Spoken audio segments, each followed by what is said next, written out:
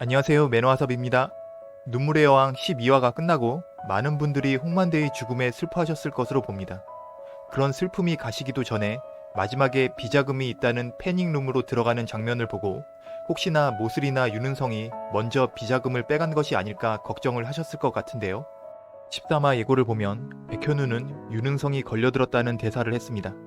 홍만대가 죽음으로써 퀸즈 그룹의 권력이 다시 홍해인 가족에게 들어왔지만 만약 9천억이나 되는 비자금을 모슬이나 윤은성이 가져갔다면 백현우와 홍해인 가족이 윤은성과 지분 싸움을 펼쳐서 도저히 이길 수 없는 구도가 되죠. 그런 이유로 비자금은 패닉룸에 남아있을 확률이 높다고 보는데요. 하지만 윤은성이나 모슬이도 비자금이 홍만대의 집안에 있다는 것을 알았고 예전에 패닉룸에 대해 들었기에 홍해인 가족보다 한 발 먼저 도착해서 비자금을 다 가져갔을 수도 있습니다. 이런 안 좋은 상황이 와도 긍정적으로 생각해보면 결말을 앞두고 이런 위기 상황이 한 번 더 나와줘야 백현우와 홍해인의 활약이 더욱 빛나게 되는 것이죠. 그렇다면 만약 비자금을 윤은성과 모슬이가 가져갔다면 어떻게 해야 홍해인과 백현우가 그 악당들에게 복수할 수 있을까요? 백현우는 윤은성에게 당했던 수법과 똑같은 방법으로 갚아준다는 말을 했습니다. 그런데 백현우는 선한 인물이기에 윤은성 같은 악당의 추악한 방법을 따를 수는 없죠.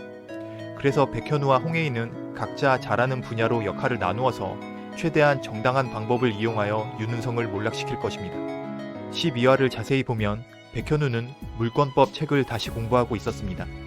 물권법은 각종 재화에 대한 사람의 지배관계를 규율하는 사법이라고 하는데요. 간단하게 보면 백현우는 법을 위반하지 않는 범위에서 윤은성의 지분을 뺏어올 준비를 하고 있다는 뜻이죠.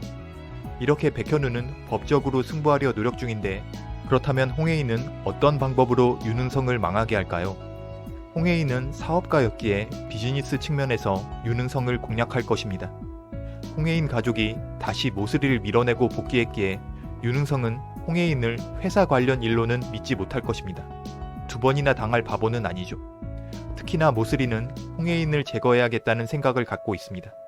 이렇게 두 악당이 홍해인을 경계하고 있기에 홍해인이 계획을 짜서 윤은성의 지분을 뺏기는 쉽지 않아 보이는데요.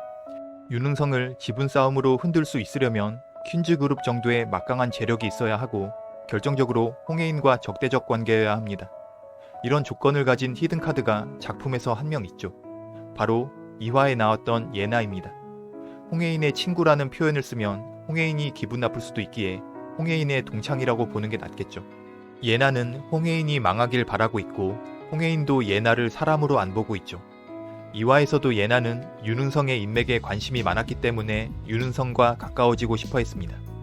홍해인은 계획을 짜서 예나와 윤은성을 자연스럽게 연결시킬 수 있습니다. 최근 퀸즈그룹의 주가가 급격히 하락하고 있다고 나왔기 때문에 예나는 퀸즈와 윤은성을 한 번에 잡아들일 수 있는 기회로 생각하고 퀸즈의 지분을 일정 매수하여 윤은성을 최대 주주에서 끌어내릴 수도 있습니다.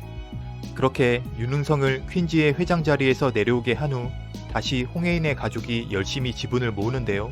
이때 퇴사했던 퀸즈그룹 임직원들이 백현우를 도와줍니다. 결국 홍해인 가족이 최대 주주에 등극하여 퀸즈를 정상화시킵니다.